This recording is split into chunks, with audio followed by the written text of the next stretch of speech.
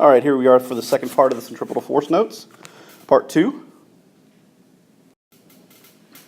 The centripetal force of an object depends on the object's tangential speed, its mass, and radius of the center of its circular path. Velocity involves both speed and direction. When an object moves in a circle, even at a constant speed, the object still undergoes acceleration because of its direction is changing. This change in direction is due to a net force. Otherwise, the object would continue to go in a straight line. Any object moving in a circle undergoes an acceleration that is directed towards the center of the circle. We call that centripetal acceleration, because centripetal means center directed. So centripetal means towards the center. The force directed towards a fixed center that causes an object to follow a circular path is centripetal force. Some examples of this: if you whirl a tin can on the end of a string, you must keep pulling on the string, exerting a centripetal force. The string transmits the centripetal force, pulling the can from a straight line path into the circular path. The force exerted on a whirling can is towards the center. No outward force acts on the can. The only force that acts on it is the string on the can. Centripetal forces can be exerted in a variety of ways. The string that holds the moon on its almost circular path, for example, is called gravity.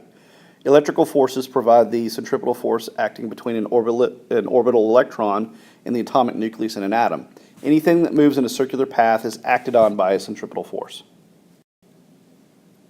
Centripetal force is not a basic force of nature, but is the label given to any force that is directed towards a fixed center. If the motion is circular and executed at constant speed, this force acts at right angles, or tangent to the path of the moving object. So looking at this, centripetal force holds a car in a curved path. For the car to go around a curve, there must be sufficient friction to provide the required centripetal force. As you go to turn, the centripetal force goes towards the center. This is caused by the friction between the road and your tires. The centripetal force is caused by the friction. If there's not enough friction, you slide off. So if the force of friction is not great enough, you skid and slide off, like that guy. The clothes in a washing machine are forced into a circular path, but the water is not, and it flies off tangent. That's why you have all the little holes in your washing machine. It basically, as it spins around, you're accelerating your clothes because your clothes are going in the circular motion, and the water goes in the straight line path. So your clothes are accelerating, whereas the water is not. It's just moving off in the direction that it wants to go. Oh, this looks pretty. That looks messed up. All right. Greater speed and greater mass require greater centripetal force. Traveling in a circular path with a smaller radius of curvature requires a greater centripetal force. The centripetal force, Fc, is measured in newtons when mass is expressed in kilograms and the velocity is meters per second, and r is in meters. So we talked about this before when we did problems. Centripetal force will be the mass of the object times the speed of the object squared divided by the radius. A conical pendulum is a bob held in a circular path for a string attached above. This arrangement is called a conical pendulum because the string sweeps out a cone. The string of a conical pendulum sweeps out a cone as it swings back and forth, because you have the force of gravity pulling down and you have tension, which would be your centripetal force going this way. Only two forces act on the bob. This mg, which is your gravitational force, and the tension, which will be your centripetal force. The vector can be resolved into two perpendicular components: the horizontal, the tension that is horizontal, and the tension that is vertical. The vectors are replaced with forces represented by these component vectors. The bob would just behave just as it does when it's supported only by the tension force. So if you look here, they've broken, this is the tension force going on the x direction, the tension force going on the y direction. So with this, we've created a 90-degree angle here. Since the bob doesn't accelerate vertically, the net force in the vertical direction is 0. Therefore, Ty must be equal and opposite to Tmg. The Tx is the net force in the bob. The centripetal force is the magnitude of our centripetal, where r is the radius of the circle. And we did problems with this, and this kind of seems confusing, but these are the types of problems that we worked. The centripetal force keeps the vehicle in a circular path as it rounds the bank. So you have the force going this way. You have another one going this way. And so you're going to have your resultant force is going to be this, is what keeps it from sliding off because of the banked curve. And the force of gravity is always pushing down. Suppose the speed of the vehicle is such that the velocity has no tendency to slide down the curve or up the curve. At that speed, friction plays no role in keeping the vehicle on the track. Only two forces act on the vehicle. One, mass times gravity, which is the force of gravity, and the other is the normal force, the support force. Note that N is resolved into Nx and Ny components.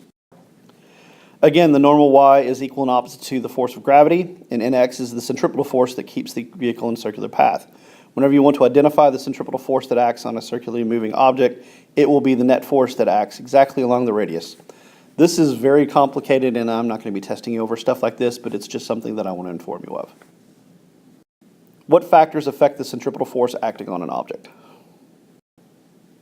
All right, I'm going to talk a little bit about centrifugal forces, because we've talked a lot about centripetal. Centripetal is the one that we mostly in physics talk about, because centrifugal is kind of a faux force. It's not really there, and we'll discuss that a little bit here. The centrifugal force effect is attributed not to any real force, but to inertia. That's the tendency of the moving object to follow a straight line path.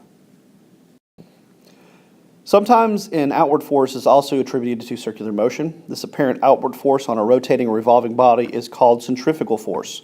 Centrifugal means center fleeing or away from the center. When the string breaks, the whirling can moves in a straight line tangent to the center from its circular path. In the case of the whirling can, it is a common misconception to state that the centrifugal force pulls outward on the can. In fact, when the string breaks, the can goes off in a tangent straight line path because no force acts on it anymore. So when you swing a tin can in a circular path, there is no force pulling the can outward. Only the force from the string acts on the can to pull the can inward. The outward force on the string, it doesn't exist, so it's no longer on the can.